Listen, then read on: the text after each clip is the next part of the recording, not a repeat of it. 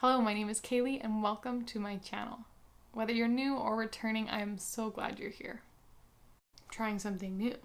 I got lights on behind me. It's a very gloomy day. I'm wearing a sweater even though it's June. So I'm making this video to talk about sinking funds. I'm going to go over why you need sinking funds, why I need sinking funds, why everyone needs sinking funds. The sinking funds that I think everyone should have. If this is your first time hearing about sinking funds, you need to start these sinking funds. And then finally, I'm going to talk about how I use sinking funds because I use them for a lot of things.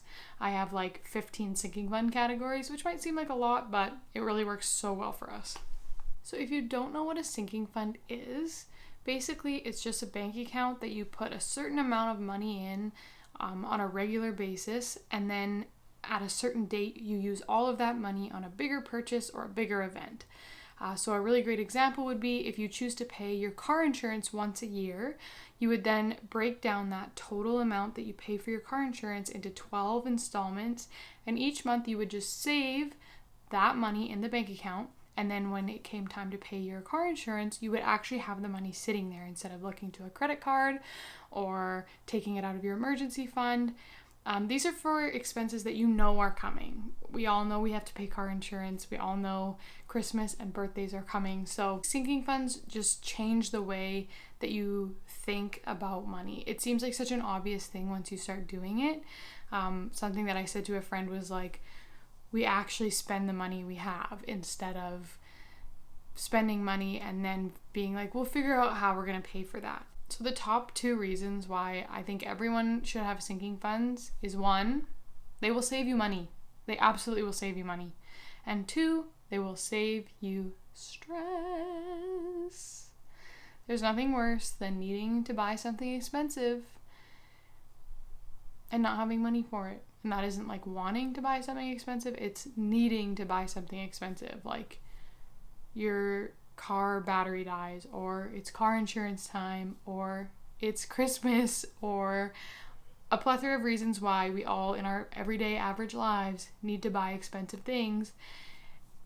A lot of those we can actually anticipate. So a main way that sinking funds can save you money is that you can buy things when they're on sale. So let's say that you follow a clothing store and they send you an email and they're having a huge sale. You're probably going to take advantage of that sale if it's a store that you love and that you wanted to buy things from.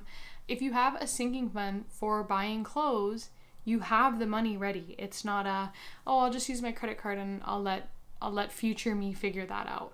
There is money waiting for you to spend on this purpose when you need it. Sales can definitely be a trap that end up costing you more money than you think. But in some cases, you really do need to be taking advantage of sales.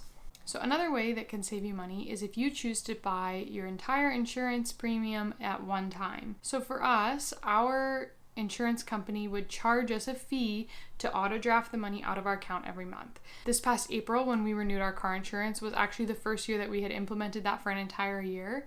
And it was the best feeling to just know that I could afford it, to know that we weren't going to be more than $2,000 just like out to lunch on. And so I actually saved a little bit above that. And so then we had some extra money that we could put somewhere else. So we decided to put that into our car maintenance fund, which gave that a great boost.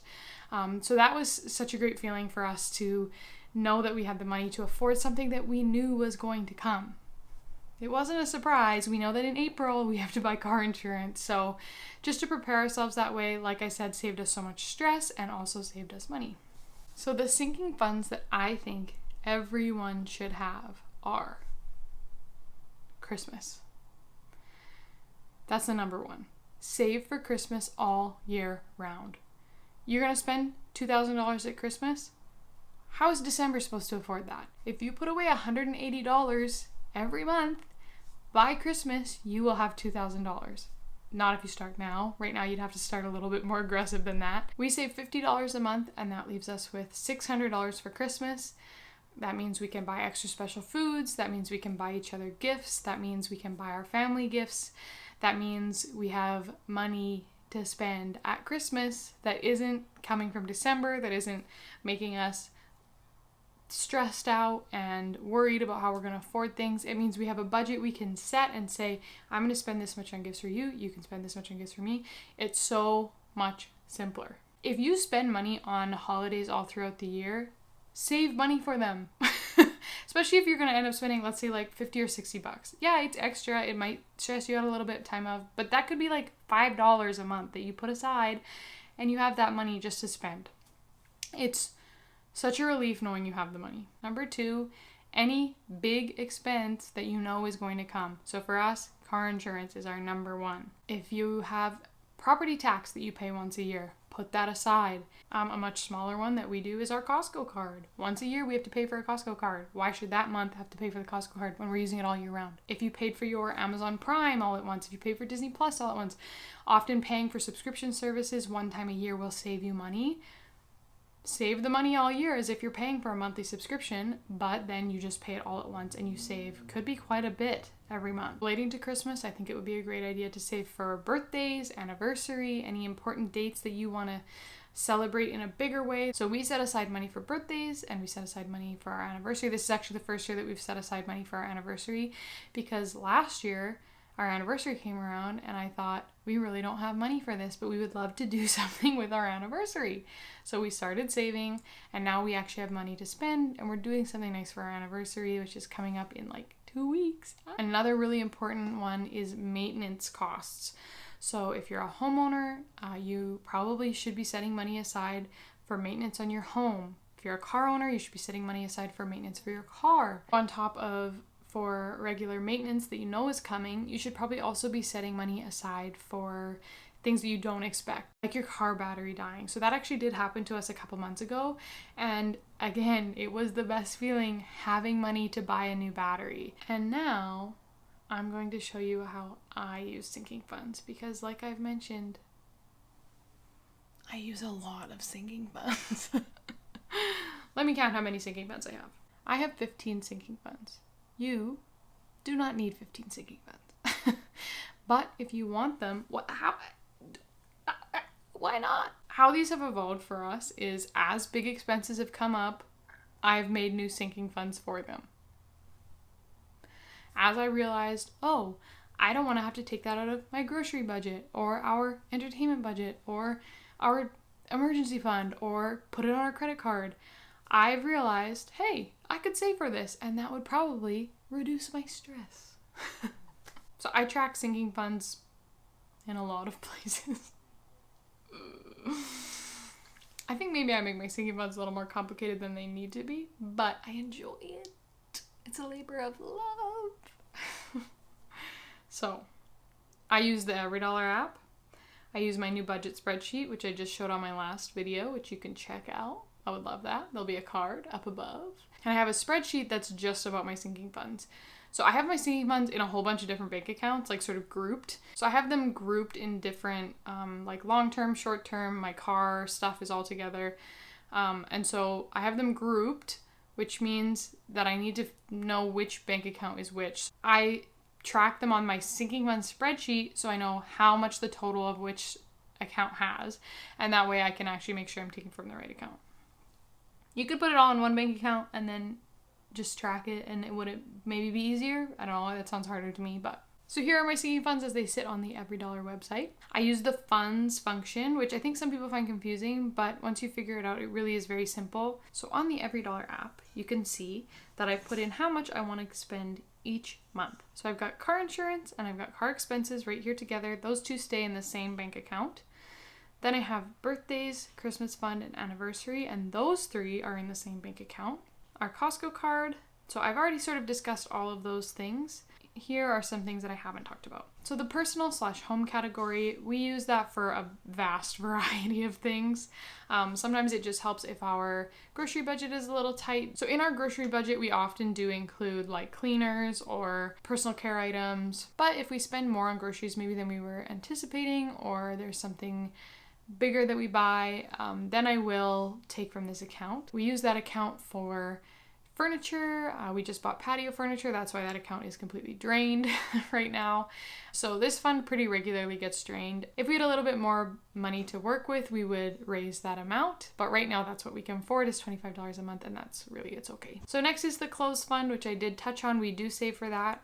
We really value ethically produced clothes, and so that means that the clothes we buy are more expensive. It seemed extra important to us to make sure we were saving money for clothes. Next on this list here is canning. So last summer I got really into canning, and it cost quite a bit. Especially the first year, it's going to cost a lot with buying jars as well as buying all the produce. I really wanted to buy local produce from farmers markets, and this year we put aside money all year to make sure we could afford that, especially to be able to buy really nice produce from local farmers. Next is health. So you'll see health and gifts are both at $0. I've maxed those out at $200. I live in Canada, so I'm not saving to make sure I can afford doctor visits or a trip to the ER. So that health fund is used for medications if we need them, like allergy pills, painkillers, or if we were prescribed a prescription, then we would use that. Last year, I went through a pretty insane health crisis, and out of that was born the health sinking fund when I realized we don't have money for all these prescriptions I'm being given. Thankfully, we didn't also have to pay for the walk-in clinic and the emergency room visit, but we did have to buy 4 different prescriptions for me in that time, none of which helped. In fact, many of them made things worse. But we were both students, we had very low income. That's when the health account was born. And so it is maxed out at $200. If we spent even $15 out of that, I would then the next month probably put $15 back in just to make sure it stays at that amount. And gifts is also maxed out at $200. So that's gifts outside of our birthday gifts for each other and our Christmas gifts. So if I was invited to a bridal shower or we were invited to a wedding, we have money that we can give there. That was also born out of a necessity in which I was invited to a bridal shower and I was like, I want to buy a gift. Where's that money going to come from? From that month on, we saved for gifts. So in the middle there is the one I skipped, which is beauty. That was maxed out at $150 because I just hardly ever use it. So I'm very slowly getting it back up to $150 with $5 a month. I occasionally use it on things like shampoo. As you can probably tell, very seldom wear makeup, but if I needed makeup, it would come out of there. If my husband or I get haircuts, that's what our beauty category is for. This 5-pound coffee bag category is new. We recently started buying coffee in 5-pound bags because it saves us money and we drink a lot of coffee. So instead of paying $90 out of that month's grocery budget, which doesn't make much sense, we save for it, and we have been splitting it with friends because it saves everyone money, and that's why we don't need that much in there. And then we have meat and alcohol. So I did talk a little bit specifically about my meat sinking fund in my last video. So we don't eat much meat and we don't drink much alcohol either. But we do like the occasional cocktail. My husband likes some beer. So this way we're able to buy things when they're on sale. We might be able to buy a bigger package of meat or a bigger bottle of alcohol because we have that money set aside, and that in turn saves us money as well. Those sinking funds really come out of this idea of what is fair to my budget line items, which I talked about in my last video. It doesn't seem fair to me that my groceries for May should buy a bottle, maybe let's say a $30 or $40 bottle of gin that will last us 2 or 3 months. Why is May paying for that? May, June, July, we should all be paying for that because that's when we're going to drink it. Instead, I put money in there every month and we take money out of there. Sometimes monthly, sometimes it goes a couple months without. It works really well. So in my sinking funds spreadsheet, you can see down here at the bottom that I have totals. So I have my total for my car insurance and my total for car maintenance. And then in this account, that's how much is in there. However, you can see down here, the car account is not combined with our emergency fund. So now I know this account has this combined total. Then we have these, which are those birthday, Christmas, anniversary. That has this much in the account. These are sort of a temporary savings. I won't be saving like these forever. They're not really sinking funds, and same with this trip is more just like a normal savings account. But it's in here because it's savings and it was helpful for me when I was contributing to it, which I'm not right now, although I think we will start soon. And here you can see, now this is also split up in a few big accounts. This did all used to be in one, and then when I maxed these 3 out, I moved them into their own account because I put them in a higher interest account because I thought if that money's gonna sit there longer, it might as well grow. So that's why I believe that everyone should have sinking funds. That's why, as you can see, I have heavily implemented sinking funds into my budget because I feel they are so important. They can be life-changing. They can definitely be budget-changing. I highly recommend that you look into them and you look at your budget and you see what are the areas that my budget could benefit from actually doing this on a longer term. Rather than certain months suffering at the hands of a bigger cost, you can spread the suffering out. I post videos once a week on Monday afternoons, mostly about budgeting, but also about lifestyle. I just bought an Excalibur dehydrator that I'm going to make a video about. I'm really excited about starting using that. If you did like this video, I would love it if you subscribed and leave a comment for me. We could talk about your sinking funds and my sinking funds, and let me know what ideas you have for different sinking funds that maybe I don't have yet, because hey, I'll open them. If they're a good idea, I will open them. And I would love to catch you back here in my next video.